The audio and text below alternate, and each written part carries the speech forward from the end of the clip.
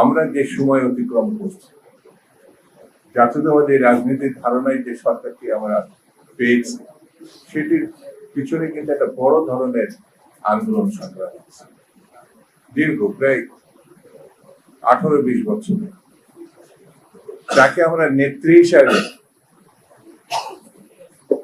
পাইছি বললে ভুল হবে, যাকে আমরা অনুসরণ করে নিজের রাজনীতিটাকে শক্ত ভিত্তির উপর দাঁড় করেছিলাম,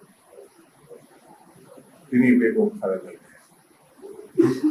যেই জায়গার মানুষ সেই জায়গার মানুষই আছে মাহবুবুল হক সাহেব, তারা ভাই সেই জায়গায় তাদেরই সান্নিধ্যে, অর্থাৎ বেগম খালেদা জিয়ার সান্নিধ্যে যেরকম তারা ভাই, আবুল আলম তারা ভাই একটা বড় সময় রাজনীতি করেছে।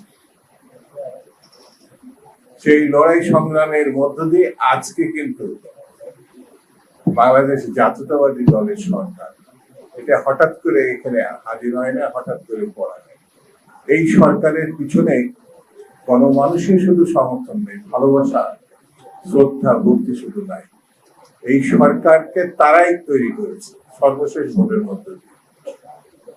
সর্বশেষ বিপুল ভোটাধিক্যে জয়লাভ করে এই সরকার প্রতিষ্ঠা করেছে।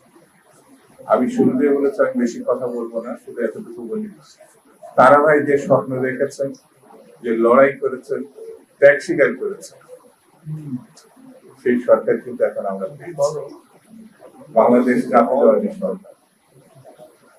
এই সরকারকে আমাদের রক্ষা করতে হবে। নানামুখী ষড়যন্ত্র, নানা ধরনের ঘটনা, নানা ধরনের প্রচারণা, সেই প্রচারণার সঙ্গে বট বাহিনীর একটি শব্দ আমরা পেয়েছি।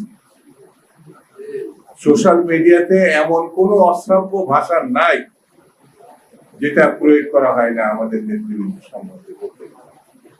আমাদেরকে কিন্তু সতর্ক হতে হবে। আমাদের শত্রু চতুর্দিকে, সেই শত্রুর মধ্যে দিয়ে জনগণ আমাদের সঙ্গে আছে, জনগণ এই সরকারের সঙ্গে আছে, জনগণ এই সরকার প্রধান জনাব তারেক রহমানের সঙ্গে আছে। এই যে আমার পাশে যিনি বসে আছেন মিস্টার আলমগীর, সুদীর্ঘ কালের একটা লড়াইয়ের মধ্য দিয়ে তিনি কিন্তু এই দলকে এই জায়গায় এনে দাঁড় করে। তাহলে আমাদের এই সরকারকে কি, এটা 4 মাসের মধ্যে আমাদের সরকার করেছে, অনেক কাজ করতে হবে এই সরকার। আমরা যদি পাশে না দাঁড়াই, হাতকে শক্তিশালী না করি, আর ষড়যন্ত্র সম্বন্ধে জনগণকে সতর্কতার মধ্যে না নিতে পারি, তাহলে পরে বিপদ ঘটে যেতে পারে। সেই জন্যে তারা ভাইয়ের প্রতি আমাদের শ্রদ্ধা, তারা ভাইয়ের স্বপ্ন বাস্তবায়নে আমাদের চেষ্টা থাকবে এবং সতর্ক থাকবে।